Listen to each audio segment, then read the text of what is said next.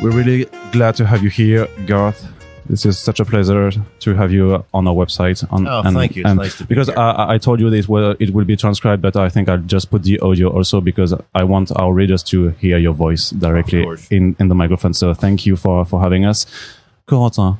Yeah, so we received you in Paris just a few days after the confirmation and details for your new series, The Ribbon Queen, with Jason Burrows.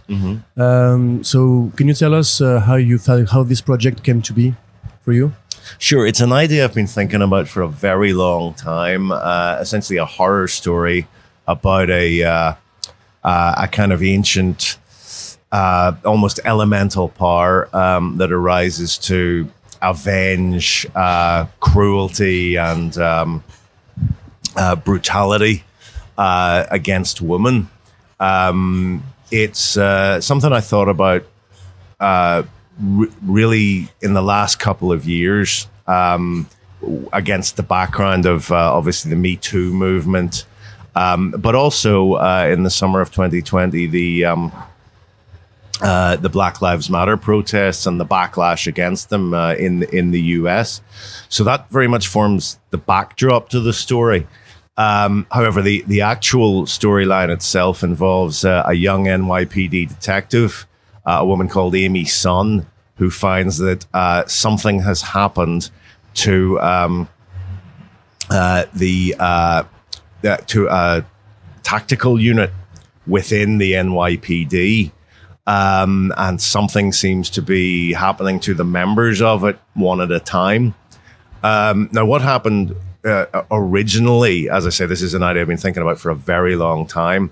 And the initial idea of the Ribbon Queen, I hesitate to say character, the force that drives the story, is an idea I first had when I was very, very small. And I remember my dad made a remark, a phrase he used when I was very little. I think I knocked over a glass and it broke, and there were lots of tiny shards of glass, and being probably not much more than a baby, I reached for them because they looked pretty. And I remember him saying, "Oh, don't touch that, son, it'll cut you to ribbons." And I immediately imagined a person turning into bright red ribbons that floated up into the air. Not bloody gory, but actual material red ribbons. And it's just an image that I've had in my head ever since I was a kid. And that formed the basic idea of what would many years later become the Ribbon Queen. Yeah, the narrative feels like a bit of what you did through A Walk Through Hell a few years ago, with this mixture of social commentary and a horror story and a cop story also. Is this something that you want to invest more in the future times? I think so. I mean, when I write horror stories like A Walk Through Hell and A Ribbon Queen, they are very definitely set strongly in the real world. It's that notion of what might just be happening over there in the shadows, what happens when we open that door into the dark. But we begin very much in our own society with people we can recognize and relate to. Yeah, this was a bit also the case with The Boys, Dear Becky, when you conveyed the idea of Brexit and its actual impact on the people of the United Kingdom. Right. Yeah. Right. Well, that was a little different because, of course, in the world of The Boys, of Dear Becky, at any rate, once you get rid of the problem with superheroes, or at least you manage to push them off into the background where they can't really be a problem anymore, you're then faced with the regular day-to-day problems that we create for ourselves through politics, which the British people certainly did in that instance. Yeah.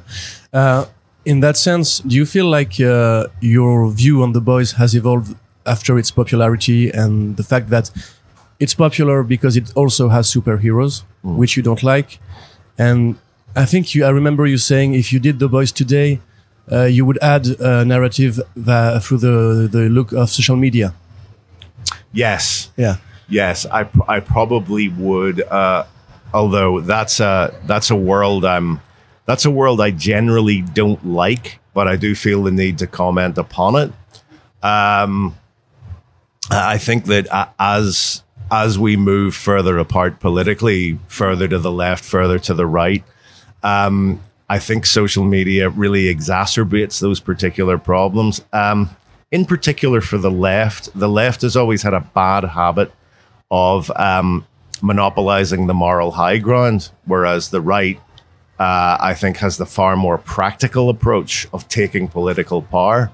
Now, there's no doubt that the right has a presence on social media as well, and they enjoy baiting the left, and social media is the perfect medium with which to do it. But in the meantime, they are holding on to power.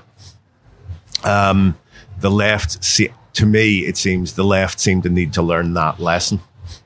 And do you think like you will address these issues in a project eventually? Because recently we had Marjorie Finnegan who talked about religion. We had also the projects that I mentioned who there will be Black Lives Matter and Me Too in this issue, but you've never done, or not recently, actual political satire since, you know, the boys in the election and the presidents and manipulation through that. It's certainly something I'm always thinking about. I have no particular plans for a project taking on social media just at the moment. It's something you do see in the background. It appeared at the beginning and end of A Walk Through Hell.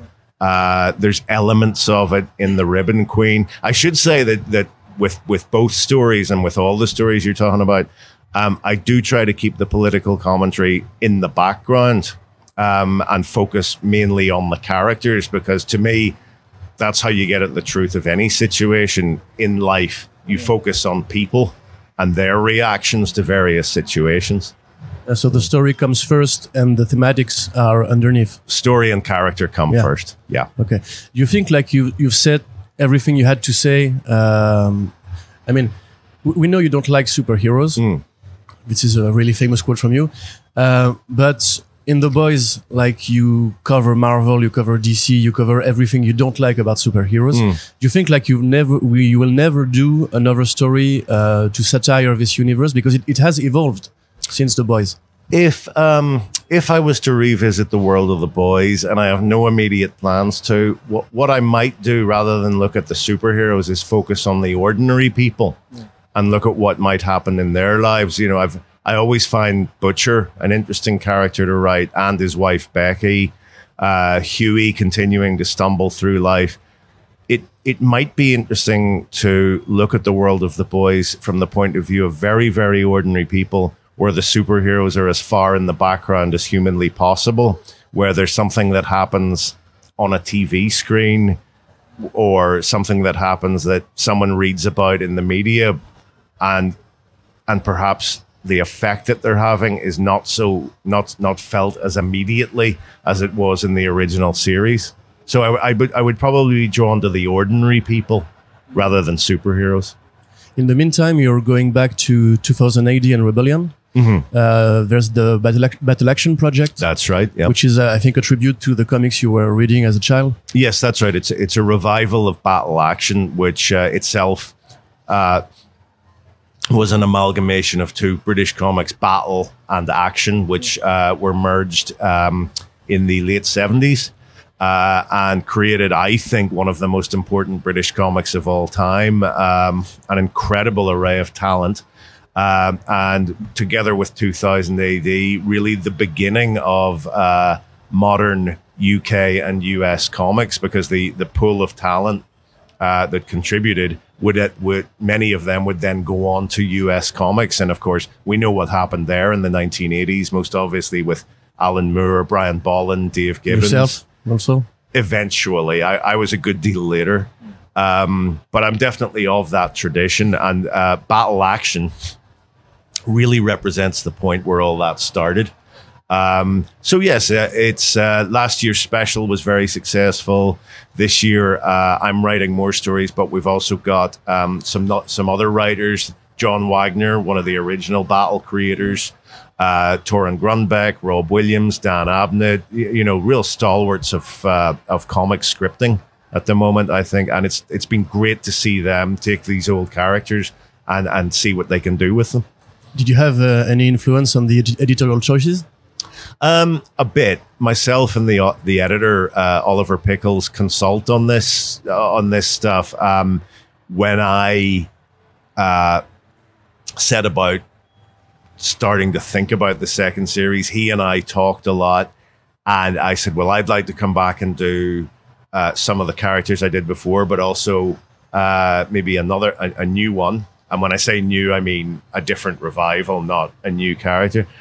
But we then started to think about the other writers and artists who would be involved, and we went straight for John Wagner, because he had actually expressed an interest in reviving his HMS Nightshade story, which was one of my favorites when I was a kid, and I love it to this day. I was part of the effort to get it reprinted a few years ago. Then after that, it was a case of just figuring out who was available and who did we know who was enthusiastic about this stuff. And I think that's what drove the project, really, enthusiasm.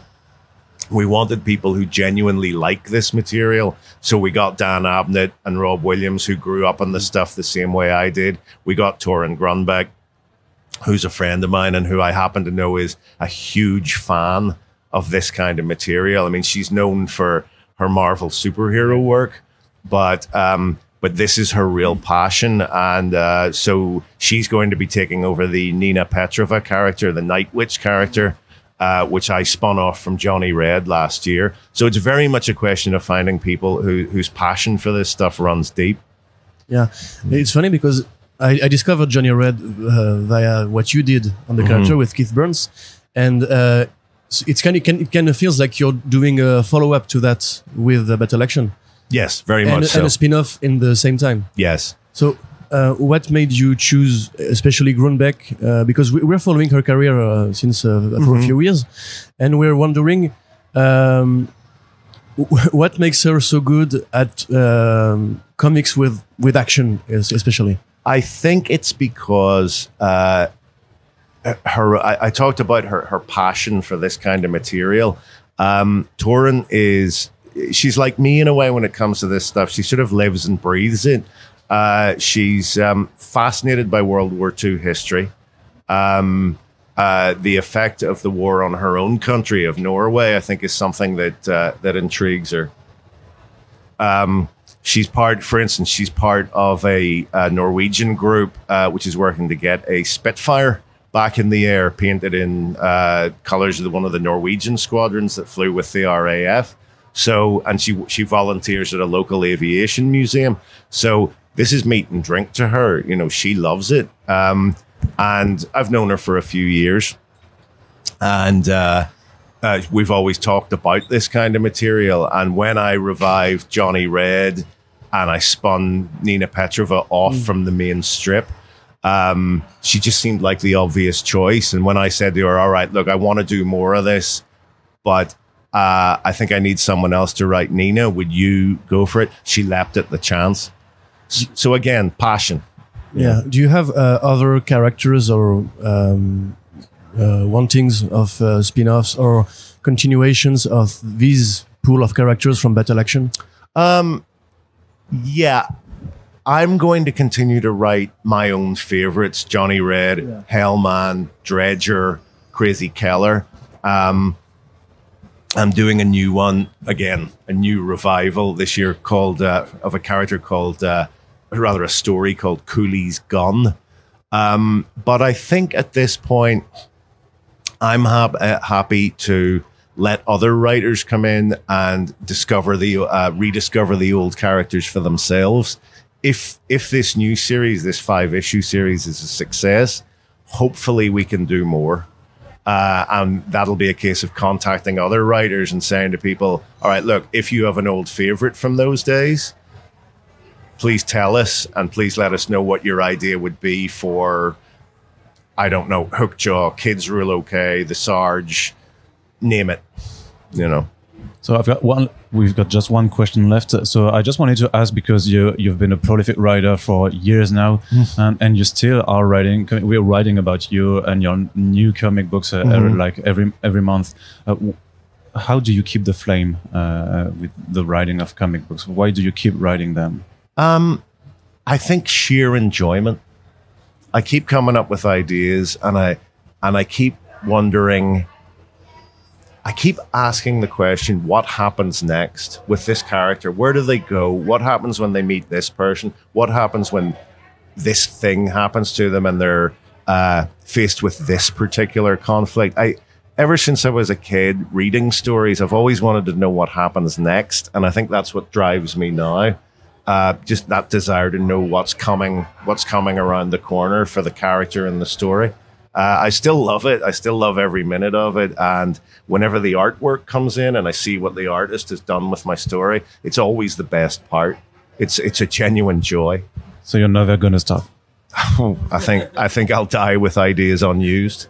That's the plan anyway. Yeah. Thank you very much, Garth. Thank you. Thank you, guys. Pleasure talking to you.